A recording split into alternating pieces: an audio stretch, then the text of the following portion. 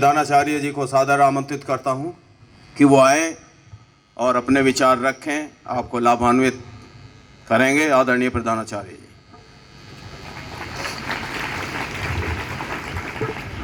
सम्मानित साथियों और प्यारे बच्चों, आज आपको एक बहुत ही महत्वपूर्ण बात बताने जा रहा हूं।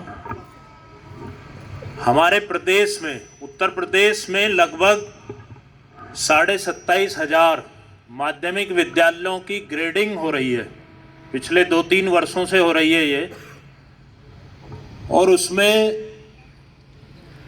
पूरे प्रदेश में जो हमारी रैंकिंग है अभी तक, मतलब इसकी जो सूचनाएं थी वो लास्ट ईयर तक भरी गई थी। अभी जब से हम आए हैं कोई नई सूचना उसमें अपडेट नहीं हुई है। सिर्फ एक सूचना हुई है कि कितने शिक्षक नए यहाँ पर आए हैं। उससे अलग भौतिक संसाधनों में क्या क्या चेंज हुआ है, विद्यालय स्तर पर हमने क्या क्या चेंज किए हैं, वो सूचना अभी नहीं भरी गई है। तो उसमें प्रदेश स्तर पर जो हमारी रैंकिंग है वो 470वीं है। अभी 27,500 में से 470वीं रैंक कोई बहुत बुरी नहीं है, और जनपद स्तर पर हमारी 3री रैंक है। ये हम सभी के लिए गर्व का विषय है। लेकिन ये जो रैंकिंग है इसके कुछ पैरामीटर हैं जो मैं आपके साथ शेयर करना चाहता हूं, सभी कक्षा अध्यापकों के साथ भी और सभी बच्चों के साथ भी। इसके पैरामीटर में सबसे पहले है कि आपके विद्यालय के पास कितने भौतिक संसाधन हैं। वो हमारे पास पर्याप्त हैं। सभी जानते हैं हमारी बिल्डिंग बहुत अच्छी है, हमारे क्लासरूम अच्छे हैं, हमारी सारी लेबोरेटरीज बहुत अच्छी हैं, हमारे पास आर्ट रूम, कॉमन रूम, सिलाई रूम, जितने भी हो सकते हैं वो पर्याप्त हैं। इसके साथ साथ हमारे पास अध्यापकों की संख्या भी पर्याप्त है। Sweeper, 4th class, it means जो ह्यूमन पावर या जिसको मानव संसाधन कहते हैं वो हमारे पास पर्याप्त मात्रा में है। हमारे विद्यालय में बहुत सारे चेंजेस भी हो रहे हैं। रोजाना नए इनोवेशन हम करते हैं। आज आपने देखा होगा मैंने हर हाउस की अलग अलग प्रेयर शुरू करा दी है। आज आपने देखा होगा कलाम हाउस की बिल्कुल नई प्रेयर है, तो चारों हाउस की प्रेयर बिल्कुल अलग होगी। मैं अपने स्तर से जितना मैक्सिमम एफर्ट कर सकता हूं उतना करता हूं आप सभी के लिए, कि जिससे हम प्रदेश में भी टॉप 10 में हो कम से कम आने वाले 1 या 2 साल में। और उसके बाद मैं कोई भी योजना ऐसी नहीं लेकर के चल रहा कि बहुत शॉर्ट टाइम के लिए हो। मेरे सभी काम वो लॉन्ग टर्म है, उनका जो रिजल्ट आएगा वो अगले 3-4 सालों में आएगा। तो आने वाले 2-3 सालों में मेरी यही इच्छा है, मैं यही प्रे करता हूँ और मेरी यही विश है कि एक दिन हमारा विद्यालय नंबर 1 हो। प्रदेश में नंबर 1 विद्यालय अगर कोई हो तो RSK इंटर कॉलेज हो। इसके लिए हमें क्या क्या करना पड़ेगा? इसके लिए सबसे पहले हमारे पास पर्याप्त एनरोलमेंट भी है। रजिस्ट्रेशन हमारे यहाँ 3100 है, एक बहुत अच्छी संख्या है, कोई कम बच्चे नहीं हैं। एक तो सबसे पहले सभी कक्षा अध्यापकों को इस बात पर जोर देना होगा कि हमारे मैक्सिमम बच्चे क्लास अटेंड करें, मैक्सिमम बच्चे स्कूल अटेंड करें, मैक्सिमम बच्चे पंक्चुअल रहें। इसके लिए ये स्ट्रेटेजी हर क्लास टीचर को बनानी होगी कि उनकी क्लास के बच्चे, ज़्यादा से ज़्यादा बच्चे, 95% या उससे भी ज़्यादा बच्चे कैसे आ सकते हैं, ये मैं सभी कक्षा अध्यापकों के ऊपर छोड़ता हूँ।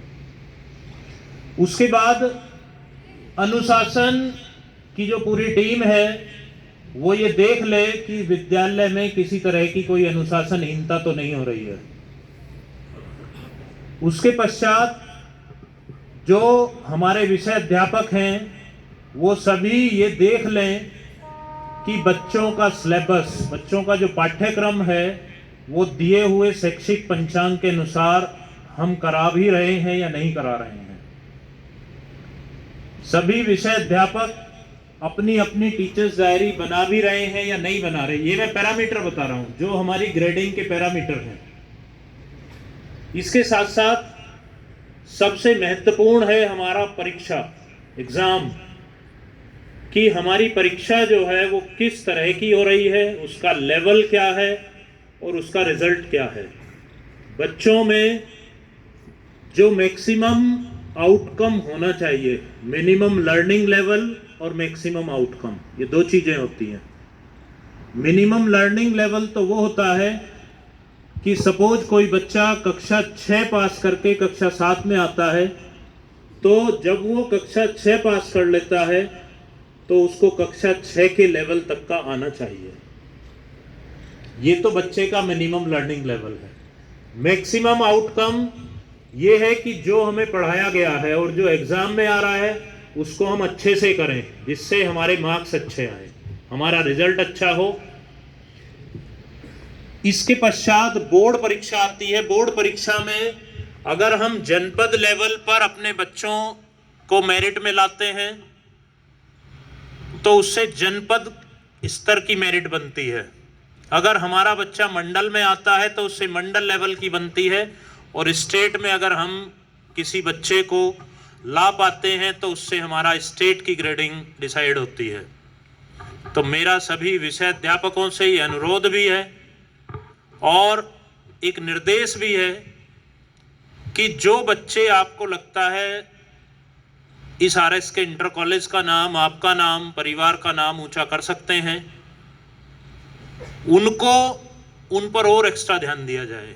लेकिन जो आपको ये लगता है कि आपका रिजल्ट खराब कर सकते हैं, उनके प्रति सख्त रवैया अपनाया जाए, उनकी डेली अटेंडेंस हो, और अगर वो 1 दिन या 2 दिन भी एब्सेंट रहते हैं तो उनके खिलाफ कार्रवाई की जाए।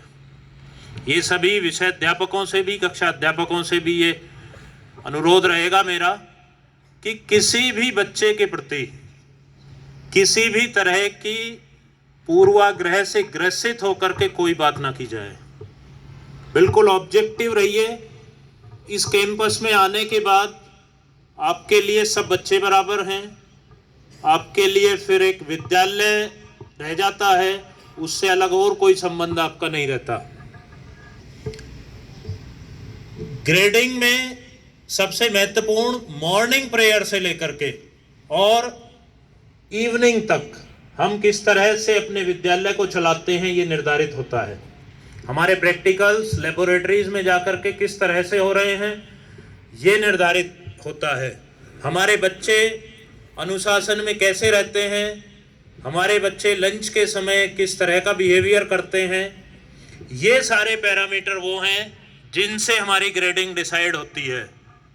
मेरा सभी साथियों से यही आग्रह है कि किसी भी तरह के अनुशासनहीनता को लेकर के किसी भी तरह की कोई भी बात स्वीकार्य ना करें।